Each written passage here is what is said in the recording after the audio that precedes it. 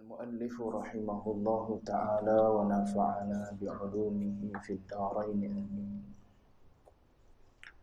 باب هل يكني أباه. Bab pada menyatakan apakah boleh menyebut ayah dengan kunyahnya, yakni gelarannya. Tuan-tuan muslimin muslimat sedang jemaah yang dirahmati Allah sekalian, alhamdulillah.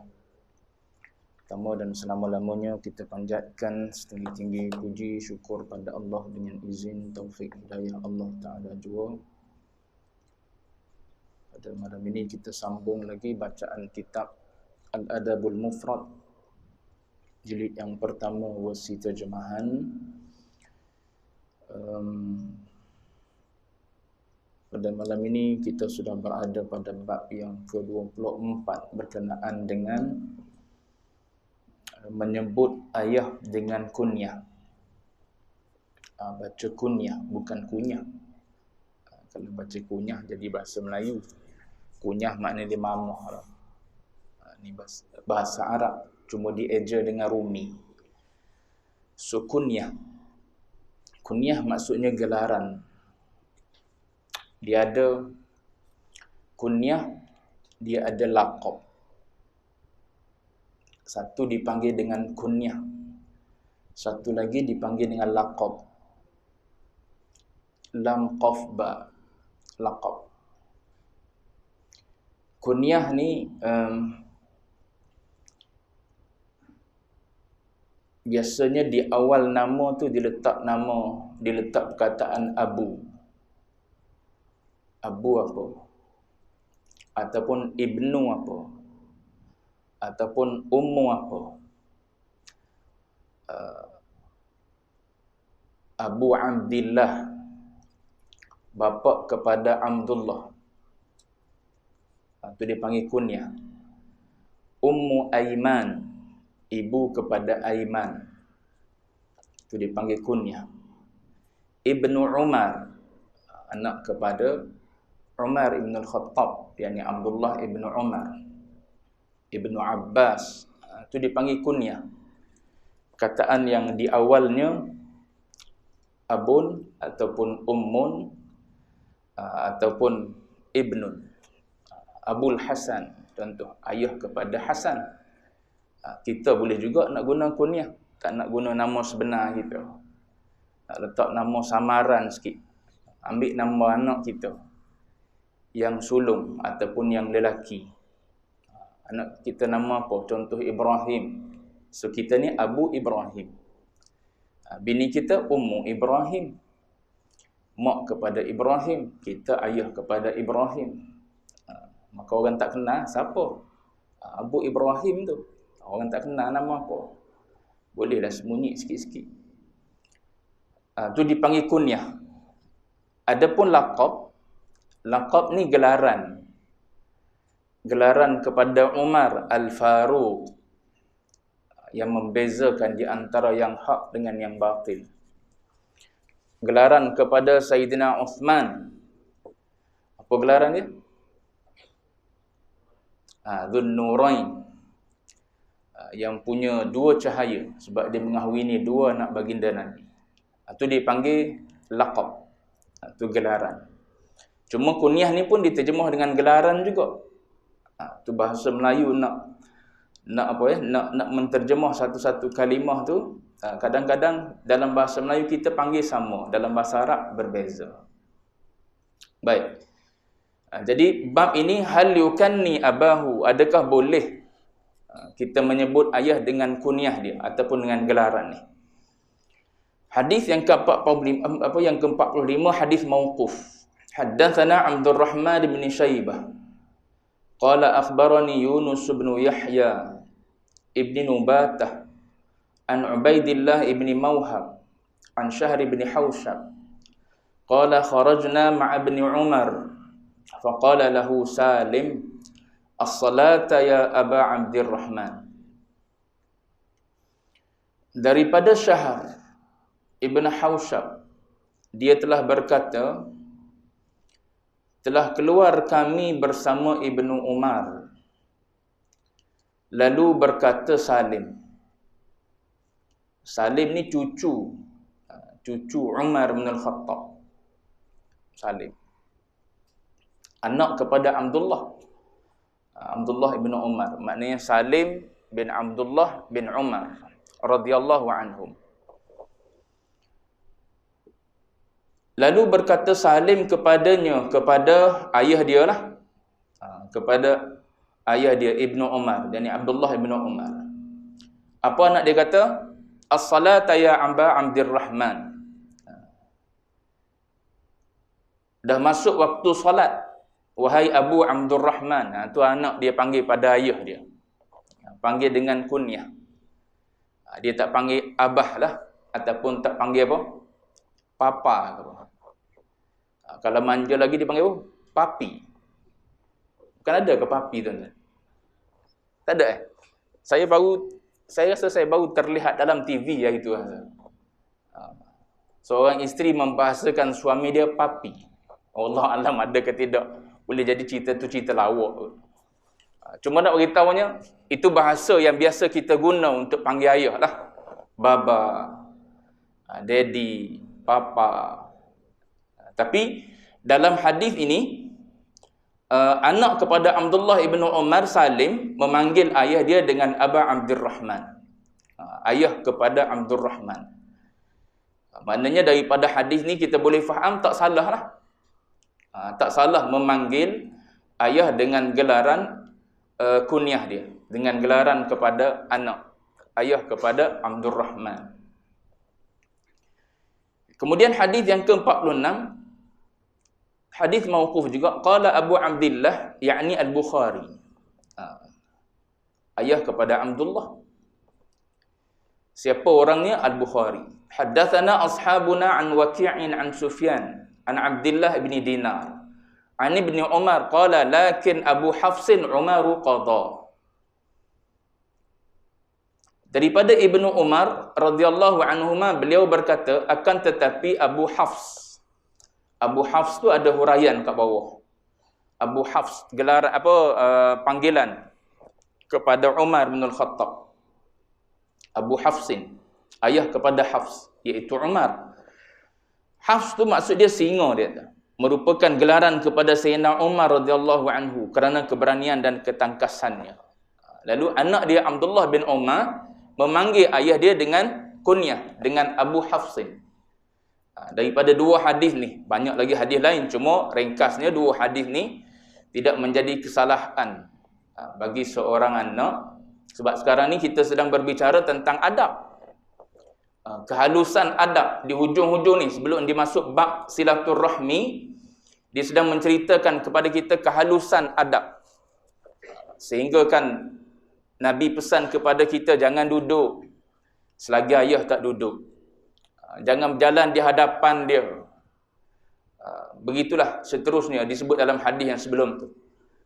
Jadi di hujung-hujung setelah kita tahu kedudukan seorang ibu, seorang ayah, kedua orang tua, maka di hujung ni diletak kehalusan adab dengan kedua orang tua. Jadi adakah tak boleh kita memanggil dengan kunyah? Maka disebutkan di sini dua hadis. Harus kita memanggil ayah kita dengan kunyah. Tapi adapun dengan nama, tengok keadaan. Ayah kita nama Ibrahim, kita panggil Ibrahim. Tu kalau saja-saja memanggil dengan Ibrahim itu tidak beradab lah. Tapi kalau dalam bab hikayah, kita nak menceritakan kepada orang tentang ayah kita. Anak siapa ni? Anak Ibrahim. Ibrahim mana tu? Ibrahim Tamam Melati. Kita sebut Ibrahim. Tapi tak apa, sebab dia alal hikayah. Sebab kita nak bercerita. Nanti orang tak kenal lah pula ayah kita siapa. Ibrahim Tamam Melati yang kerja dia sekian kita cerita.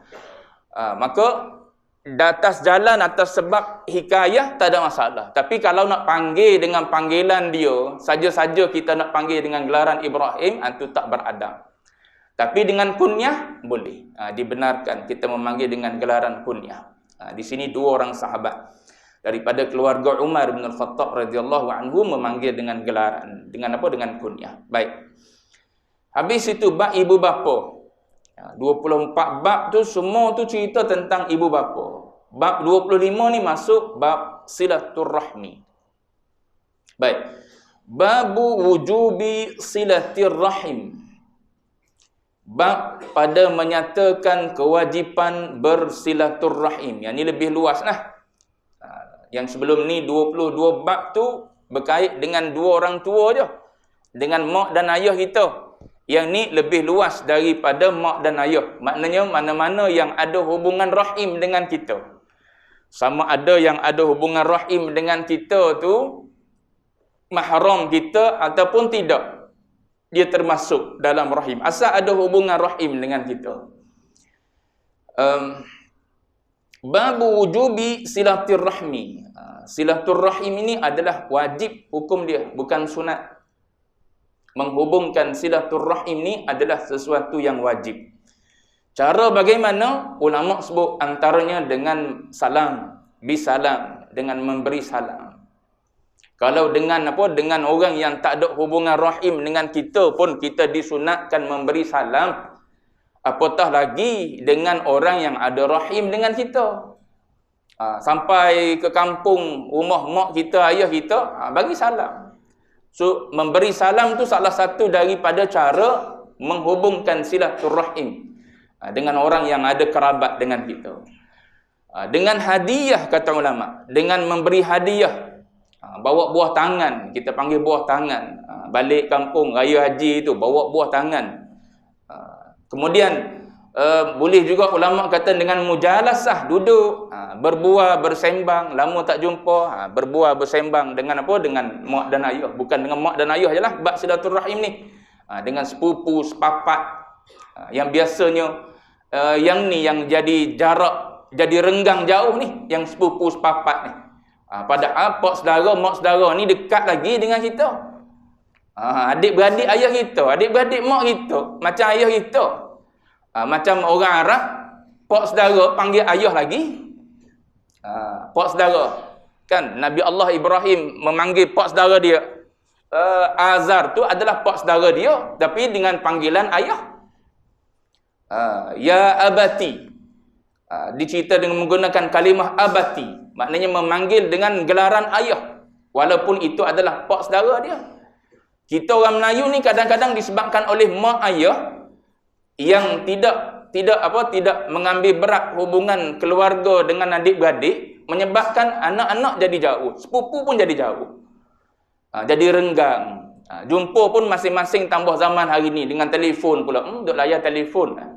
Sepupu tak sembang dengan sepupu. Tak kenal sepupu sepapat. Lagi waktu kecil tak kenal, waktu besar lagi tak kenal. Makin besar makin jauh lah. Cuma nak sebutnya ialah antara yang ulama sebut ialah mujalasah, mukalamah, duduk ramai-ramai sembang, bersembang. Banyak lagi lah kaedah-kaedah yang lainnya. Kalau kata ulama, kalau contohnya berjauhan, kita tak jumpa dengan dia, kata Ibnu Abidin, macam mana nak hubung silaturrahim? Bil maktub, zaman dia. Dengan menulis. Maknanya zaman dia dengan menulis sepucuk surat. Kalau orang dulu, sepucuk surat lah. Zaman-zaman zaman awal-awal 2000 dulu orang guna lagi surat, tulis surat. Sekarang ni lagi senang, tulis mesej je. Mesej bertanya khabar. Boleh jadi ada grup legasi Fulan bin Fulan. Bawah tu pak saudara semua. 10 orang pak saudara. Lepas tu dalam tu sepupu. Beratus ada dalam tu. Kalau akrab boleh jadi legasi, boleh masuk surat khabar. Perjumpaan hari raya ni legasi Haji Ibrahim Taman Melati. Berkumpul. Berapa orang? Cucu saja 100. Tu kalau akrab lah. Kalau tak akrab, tak kenal. Tak kenal, tahu-tahu bergaduh tengah jalan, rupa-rupanya sepupu gitu. Ataupun 2 pupu, 3 pupu. Sebab apa tak kenal? Jadi Ibnu Abidin kata kalau yang jauh, hubung mereka bil maktub, dengan menulis. Bahkan dia kata fa in qadira 'alal masir, kalau kita mampu untuk pergi, kana afdal, maka itu adalah sebaik-baiknya. Kalau kita boleh pergi ziarah, itu adalah yang terbaik. Pergi ziarah sepupu, tambah-tambah besar-besar dah semua sepupu. Seorang duduk di mana? Seorang duduk di Shah Alam, seorang duduk di Gombak, seorang duduk di mana? Di belah Bangi tu. Pergi ziarah sepupu dengan sepupu. Cuma kadang-kadang adik-beradik ni dia jadi jauh, sepupu tambah-tambah lagi jadi jauh. Kadang-kadang disebabkan oleh harta benda, pangkat, kedudukan yang ada pada kita. Kita yang kurang dari sudut kemampuan harta benda, rasa segan, malu nak pergi ziarah sepupu sepapak. Hatta adik-beradik yang kaya raya, kita rasa malu. Padahal saudara sedaging. Tu formula yang manusia buat. Sampai jadi gitu manusia. Formula yang manusia buat, orang yang ada harta banyak dia mulia. Tambah-tambah manusia buat, ni ada gelaran ni. Ada gelaran doktor, profesor, itu ini, datuk, tan sri dan sebagainya. Manusia kata, ini orang mulia. Agama tak ajar gitu.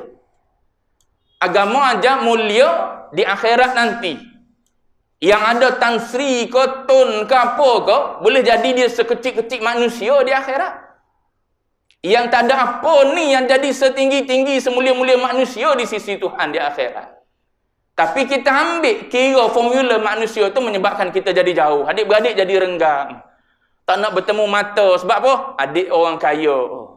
Kita orang miskin, orang yang ada-ada cukup-cukup je. Dia orang yang lebih-lebih. Jadi malu nak pergi rumah adik. Rumah kita rumah kecil, rumah dia rumah besar. Tu kebendaan kadang-kadang jadi formula. Kita sendiri cipta, lepas tu kita bermasalah dengan benda.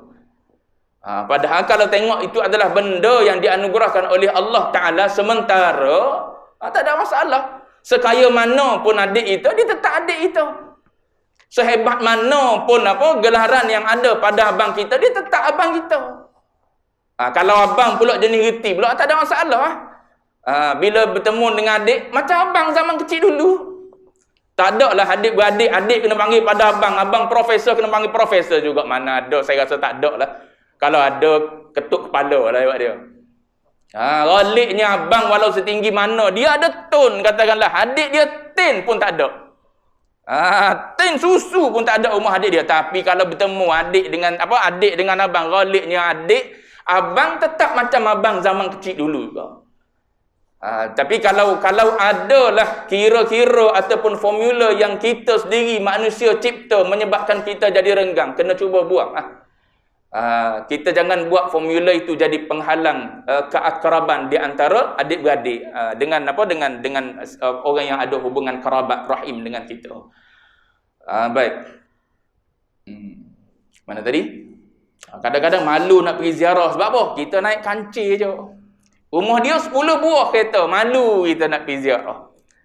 Malu apa? Semua tu adalah pinjaman je. Tak ada orang yang bawa harta benda walau 10 buah kereta dia tak bawa masuk kubur. Saya selalu sebut dah, walau orang tu kerja dia di dunia ni tanda tangan pada wang kertas. Dialah gubernur bank negara. Tanda tangan dia tu yang melakukan duit tu. Kalau tak ada tanda tangan dia di wang kertas tu tak laku lah duit di Malaysia ni. Tak ada tanda tangan dia. Tapi bila dia meninggal, pen dia tu dia tak bawa. Kalau ketika di dunia, ketika dia hidup, tak ada pen tu, jawab dia tak laku. Mana-mana kertas kerja, mana-mana apalah, tak kira lah. Tanda tangan dia tu cukup mahal, meluluskan. Tapi bila dia meninggal, pen tu pun dia tak bawa. Orang tak selit lah di kain kafan dia. Kenapa itu yang dijadikan formula oleh itu? Itu penyakit itu. Penyakit hubbul mal, hubbul jah tu dalam hati kita tu. Tu yang tasawuf buang tu. Buangkan yang tidak ada nilai di sisi Allah Ta'ala. Allah Ta'ala tak kata mulia itu dengan ada harta benda. Inna akramakum indallahi atqakum. Setinggi mana pun gelaran kamu, kalau tak ada takwa, tak ada nilai di sisi Allah. Dia akan jadi sehina-hina manusia, sekecil-kecil manusia. Tapi walau pandangan di pandangan manusia dunia ni hina dia, kita ni hina, tapi kalau takwa penuh di dada kita lebih mulia. Tu sifat Allah Ta'ala. Tapi kita tinggal sifat Allah, kita pakai sifat manusia. Itu dunia lah yang mengganggu hati kita. Baik, sini nak cerita tentang silaturrahim. Jadi Kalau kata Ibn Abidin, kalau boleh kita pergi ziarah, tu kana afdal. Maka itulah yang terbaik, orang yang ada hubungan rahim dengan kita ni. Baik. Hadis dia. Haddatsana Musa bin Ismail qala haddatsana Damdam bin Amr al-Hanafi. Qala haddatsana Kulayb bin Manfa'ah qala qala jaddi ya Rasulullah man abar? Qala ummak wa abaka wa ukhtaka wa akhaka wa maulaka alladhi yali dhaka haqqun wajibun wa rahimun mausulah. Daripada Kulayb ibnu Manfa'ah, dia telah berkata datukku, wahai Rasulullah, kepada siapa seharusnya aku berbakti? Baginda menjawab, ibumu, ayahmu, saudara perempuanmu, saudara lelakimu, dan hambamu, yakni pelayanmu. Itu adalah hak yang wajib dipenuhi dan hubungan keluarga yang perlu disambung. Ulama sebut kalimah waw tu dengan makna summa. Maknanya ibu dulu. Summa, waw tu dengan makna summa, kemudian ayah. Wa ukhtak, dan adik-beradik perempuan. Saudara perempuan tu adik-beradik perempuan lah. Wa ukhtak, summa ukhtak, gitu. Wa akhaka, summa akhaka, itu. Wow, tu maksud dia maksud summa. Kemudian maknanya disusun ikut tertib, mana yang lebih. Habis tu mana anak? Mana anak? Disebut sini mak, ayah, adik laki, adik perempuan, adik laki, ataupun adik-beradik perempuan, adik-beradik laki. Mana anak? Ulama sebut anak ni sebenarnya lebih daripada adik-beradik lah, sebab dia darah daging kita. Lebih daripada adik-beradik. Tapi kenapa dia tak bubuh anak? Sebab ada orang yang kahwin dia tak ada anak itu. Sebab tu dia terus direct mak, kemudian ayah, kemudian adik-beradik perempuan, kemudian adik-beradik lelaki. Lepas tu anak. Anak tu kalau ada anak, maknanya anak pun kita kena hubung silaturahim lah dengan anak. Jangan anak dah besar tak peduli dah. Anak dah besar, panjang semua dah, kita pun tak peduli. Kita buat hal kita, dia dengan hal dia. Tu tak kena lah. Cuma anak ni tak dimasukkan di sini, bukan bermakna anak tak perlu dihubungkan silaturahim, apatah lagi di depan dulu. Nah, sampai bab 24 tu dia cerita antara anak dengan mak ayah. Baik. Wa maulaka sini ay qaribaka, orang yang dekat dengan kamu, yang ada hak dengan kamu. Maka Nabi kata haqqun wajibun. Dia adalah hak yang wajib dipenuhi. Wa rahimun mausulatun ay qarabatun yajibu an tusal. Maknanya kaum kerabat yang wajib dihubungkan. Itu termasuklah sepupu, sepapak, pakcik, makcik, pak ngah, pak de, pak nganah, pak lang apa. Bubuhan semua. Tu semua tu gelaran-gelaran. Yang ke bawah ataupun yang ke atas, semua tu ada hubungan silaturahim dengan kita. Baik. Satu. Hadis 48, hadis marfu'. Bab yang sama, bab wajib menghubungkan silaturahim. Haddatsana Musa bin Ismail qala haddatsana Abu Awanah an Abdul Malik ibn Umair an Musa bin Talha an Abi Hurairah radhiyallahu anhu qala lamma nazalat hadhihi al-ayah. Bila turun ayat ni, wa anzir ashiratakal aqrabin, qama an-nabiy sallallahu alaihi wasallam fanada ya bani Ka'b bin Lu'ay anqidhu anfusakum minan nar. Ya bani Abdi Manaf anqidhu anfusakum minan nar. Ya bani Hashim anqidhu anfusakum minan nar. Ya bani Abdul Muttalib anqidhu anfusakum minan nar. Ya Fatimah binta Muhammadin anqidhi nafsaki minan nar. Fa inni la amliku laki minallahi syai'a ghaira anna lakum rahiman sa'abulluhuma bibilaliha ataupun bibalaliha. Dua-dua boleh. Ba baca atas boleh, ba baca bawah boleh. Bi balaliha ataupun bi bilaliha boleh dua-dua. Cuma ni bukan bila anak Nilofa, tidak. Kata ingat Bilal pula. Tuan-tuan tak pernah tengok lagi muka Bilal dia. Dia pun tak tunjuk, dia tunjuk paha je. Mana tadi? Cerita anak Bilal pula. Ni satu hadis. Satu hadis yang menceritakan peristiwa di awal-awal perintah Nabi, Allah Ta'ala perintahkan kepada Nabi untuk menyeru kaum kerabat dia. Daripada Sayyidina Abu Hurairah radhiyallahu anhu, dia telah berkata, tak kala turun ayat ni, maksudnya, dan berilah peringatan kepada serta amaran kepada kaum kerabatmu yang dekat. Bila turun ayat ni, Nabi pun panggil kaum kerabat dia. Ni semua kaum kerabat dia ni. Bani Ka'b bin Lu'ay, apa lagi, Bani Abdi Manaf, Bani Hashim, Bani Abdul Muttalib, kemudian anak dia sendiri Fatimah binti Muhammad. Tu semua Nabi panggil. Dalam tafsir Ibnu Kathir ada banyak kisah yang berlainan versi lah. Ada kisah yang Nabi suruh Sayyidina Ali buat jamuan. 2-3 kali Nabi buat jamuan tu. Tujuan dia ialah Nabi nak beritahu amaran daripada Allah Ta'ala supaya memeluk Islam, supaya menerima agama Islam ni. Sekali Nabi buat jamuan, Nabi panggil anak beranak dia ni. Tapi belum sempat Nabi bercakap, Abu Lahab cakap dulu. Maknanya ibarat setelah bagi makan, bagi minum kenyang dah, tuan rumah baru nak bercakap. Tak sempat Nabi nak bercakap lagi, Abu Lahab dah bercakap dah. Macam terima kasih jemput kami, bagi makan pada kami, last kali balik, tak sempat. Dalam tafsir Ibn Katsir sebut, kali kedua Nabi buat yang sama lagi. Nabi suruh Sayyidina Ali sembelih kambing, masak lagi. Panggil kali kedua, tak sempat juga. Abu Lahab juga cepat berucap. Maklumlah pakcik kan, orang tua lebih cepat bercakap. Selesai makan minum semua sekali bercakap. Dia pun bercakap terima kasih semua, dia pun balik. Cuma kali ketiga tu Nabi sempat bercakap lah. Cuma apa yang diberitahu oleh baginda Nabi ialah supaya selamatkan diri daripada api neraka. Ada juga riwayat dalam tafsir Ibn Katsir sebut Nabi himpunkan di Jabal, di Bukit Safa. Nabi himpunkan di Bukit Safa, di Bukit Safa tu Nabi panggil semua anak beranak dia. Bila mana turun ayat wa anzir ashiratakal aqrabin, beri peringatan dan amaran kepada kaum kerabatmu. Maka Nabi pun panggil semua kaum kerabat dia di Bukit Safa.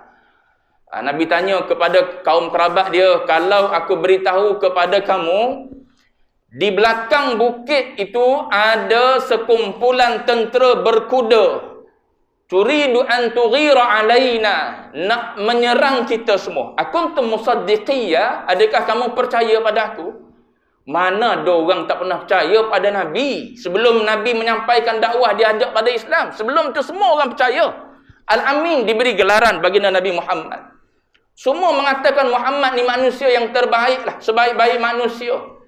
Diberi kepercayaan walaupun di usia muda. Lalu Nabi bila Nabi tanya, akuntum musaddiqiyya, kau percaya tak aku ceritakan demikian di belakang bukit tu? Kamu tak nampak tu tentera berkuda yang datang nak menyerang tu, tapi aku beritahu, kau percaya tak? Apa jawab mereka? Kaum kerabat dia kata, ma jarrabna alayka kadhiba, kami tak pernah kan kata kamu ni penipu. Maknanya percayanya tentang kejujuran baginda Nabi. Lalu Nabi pun beritahu, aku ni diutus oleh Allah Ta'ala baina yaday azabin syadid.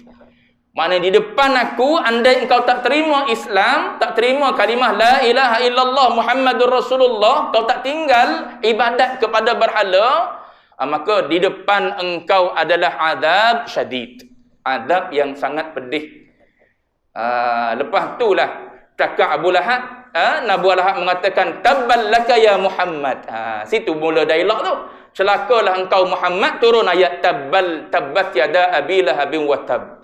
Turunlah ayat celakalah dua tangan Abu Lahab tu. Cuma kisah tu disebutkan rentetan daripada turun ayat ni, wa anzir ashiratakal aqrabin. Ketika Nabi diperintahkan oleh Allah Ta'ala memberi peringatan kepada kaum kerabat dia, kaum keluarga dia. Baik. Kalau tuan-tuan lihat dalam kisah ini juga tuan-tuan boleh lihat bagaimana Nabi bercakap dengan anak beranak dia. Nabi ajak anak beranak dia kepada apa? Kepada akhirat, kepada kenal Tuhan, kepada kenal dosa pahala, kepada kenal syurga neraka ni. Anqidhi minan nar, anqidhi anfusaki minan nar, anqidhu anfusakum minan nar. Nabi tak ajak kaum kerabat dia kenal diri dia. Takut pada ayah. Kita kan ajar gitu. Tu ayah balik dah tu, tak semayang lagi. Nanti kena rotan. Bini kita ajar gitu, kita pun ajar gitu juga. Gila dapur ada hantu. Anak pun takut pada hantu. Hantu apa pun tak tahu ada kat dapur tu. Jerangkung dalam almari ke apa tu.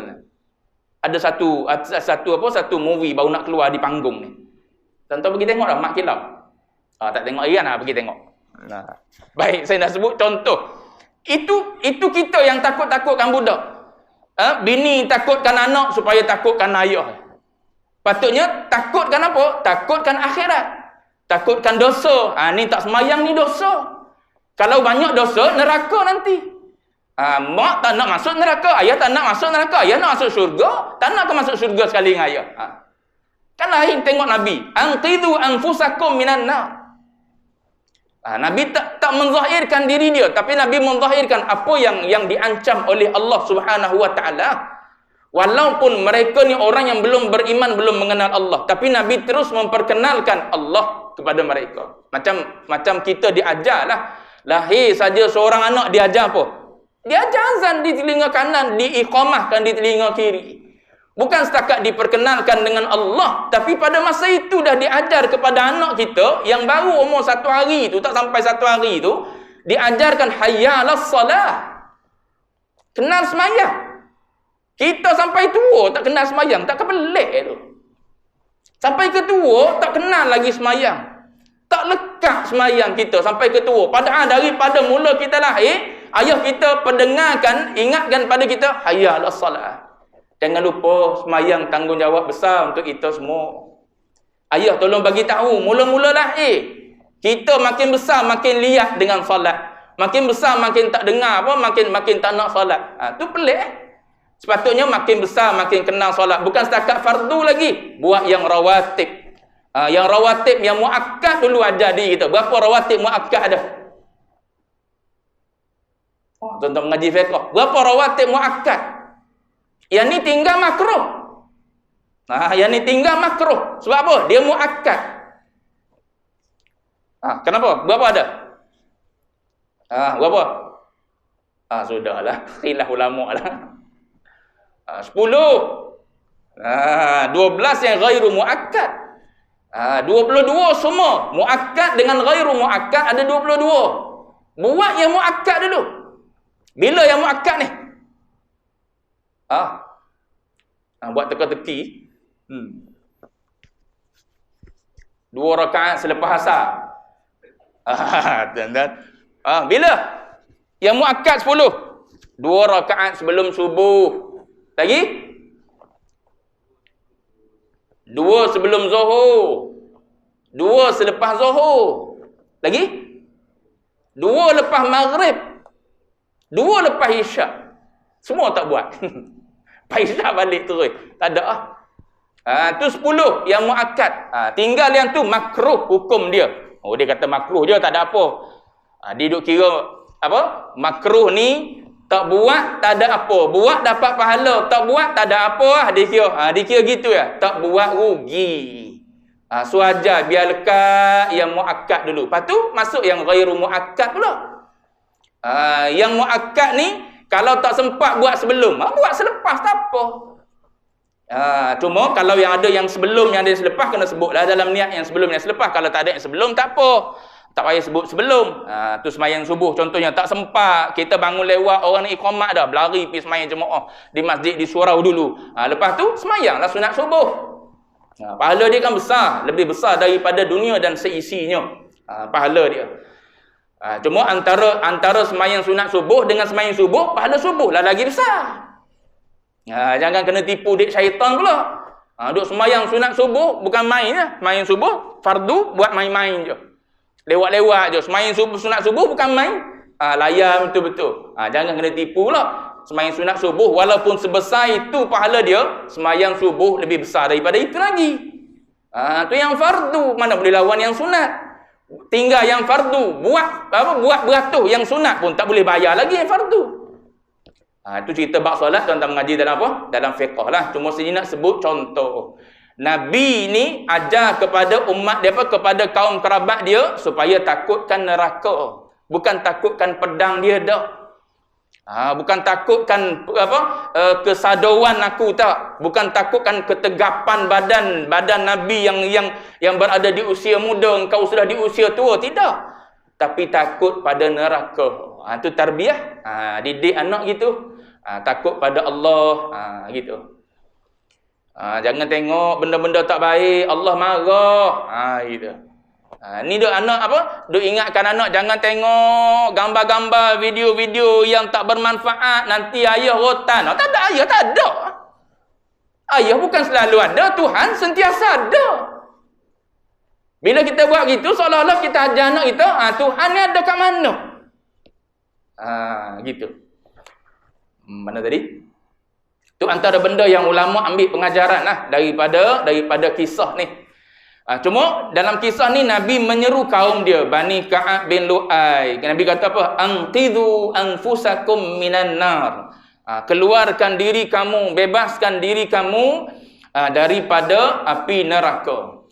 Kemudian Nabi panggil, ya Bani Abdi Manaf, anqidhu anfusakum minan nar. Ya Bani Hashim, anqidhu anfusakum minan nar. Ya Bani Abdul Muttalib, anqidhu anfusakum minan nar. Nabi panggil, ya Fatimatu binta Muhammadin, anqidhi nafsaki minan nar. Hatta anak Nabi sendiri pun Nabi pesan gitu.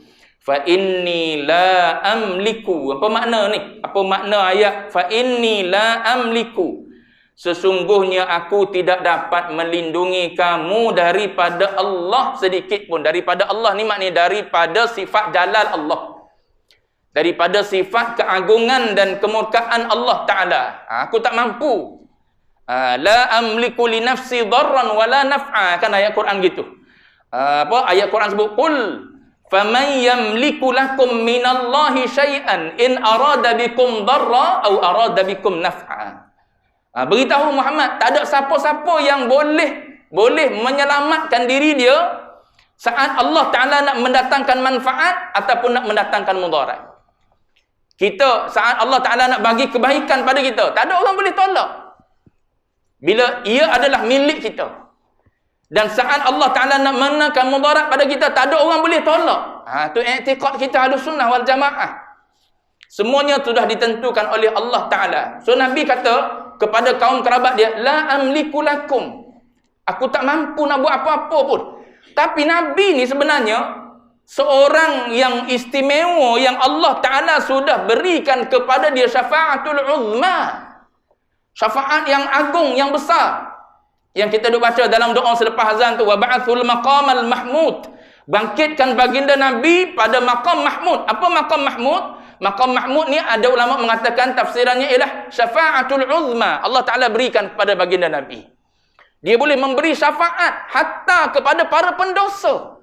Ini kan kaum kerabat dia. Ini kan keturunan dia, anak-anak dia. Macam kita lah. Macam orang-orang besar dalam dunia ni lah. Kalau kaum kerabat dia, mestilah dia jaga kebajikan dia. Kita orang yang jauh-jauh ni je. Yang tak ada hubungan kerabat. Yang ada hubungan kerabat, mesti diberi keistimewaan. Walaupun kita tak nampak macam diberi keistimewaan. Begitulah ibaratnya keturunan baginda Nabi mesti ada keistimewaan dia. Tapi Nabi tetap mengajar kaum dia, kaum kerabat dia yang ada silaturahim dengan dia. Nabi suruh ni, cara Nabi ni ialah ulama kata memberi galakan kepada kaum kerabat dia supaya beramal soleh. Supaya bertauhid dengan tauhid yang betul-betul jujur. Walaupun engkau kaum kerabat aku. Walaupun aku ni boleh beri syafaat kepada engkau. Dan syafaat aku adalah syafaat yang memang Allah Ta'ala tak akan tolak. Itu memang dah termaktub dah begitu.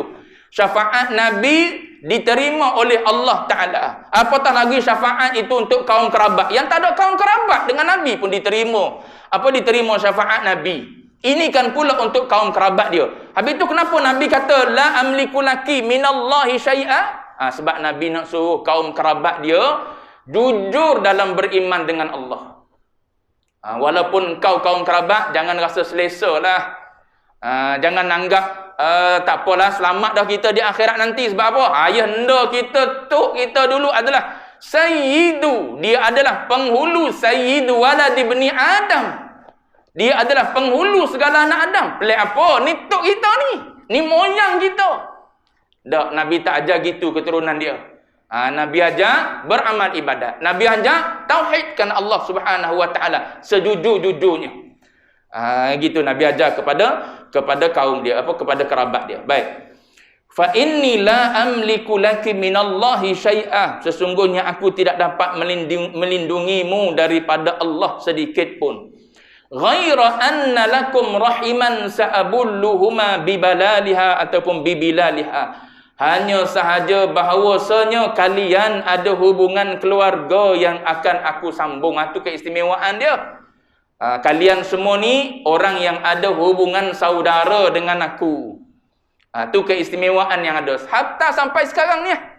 Sampai sekarang ni. Kalau di negara kita ni maknanya yang ada gelaran Gelaran Sayyid dengan gelaran Syarifah. Tu orang yang ada silsilah keturunan dengan baginda Nabi. Maknanya dari sudut keturunan dia memang mulia. Walaupun tuan-tuan jumpa orang yang keturunan Said dan Syarifah ni pendosa. Tapi tuan-tuan jangan lihat pada diri dia yang berdosa tu, lihat pada tok dia yang paling mulia. Maka kedudukan dia boleh jadi saat-saat akhir bila-bila Allah Ta'ala boleh ubah. Ini keturunan siapa ni? Jen, ibaratnya jen tu masih ada dalam diri dia. Jen yang datang daripada tok dia tu, yang terbaik tu masih ada dalam cucu cicit ciak ke apa. Yang ada di ujung-ujung ni. Walaupun kita tengok dia ini orang yang kuat membangkang menolak ajaran agama Islam ni. Kita yang duduk di belah Islam, dia bangkang. Siapa ni? Sayyid ni. Tuan-tuan, Sayyid dia adalah keturunan baginda Nabi. So walaupun dia begitu, kita beradab dengan dia tu kerana tok dia. Kerana memuliakan atuk dia, Nabi kita Muhammad. Jadi Nabi tunjukkan di sini kelebihan kamu semua adalah orang yang ada hubungan rahimah denganku. Maknanya engkau masih bawa, kalau istilah kita hari ni, maknanya ada jen aku lagi. Walaupun dah jauh 14,400 tahun lebih dah di antara Nabi dengan dengan keturunan yang ada pada zaman hari ni. Tapi tetap ada. Bahkan saya pernah sebut Syekh Fuad Kamaluddin Al-Maliki selalu sebut, bahkan boleh jadi ada pada keturunan yang hujung-hujung ni sehelai bulu roma yang sama dengan Nabi. Sebatang gigi yang sama sebiji dengan Rasulullah. Sebab dia keturunan, dia tetap mulia. Mulia kerana atuk dia. Tu rahim baginda Nabi SAW. Baik. Situ dulu kena berhenti sebab isyarat azan dah bunyi. Akan datang insya-Allah babu silaturrahmi. Ni dia dinamakan dengan bab wujub, wajib menghubungkan silaturrahim. Nanti nak cerita pada kita bab silaturrahim ni ada kelebihan dia, boleh mendekatkan kita ke syurga, menjauhkan kita daripada neraka. Akan datang wallahu a'lam wa ilmuhul atam.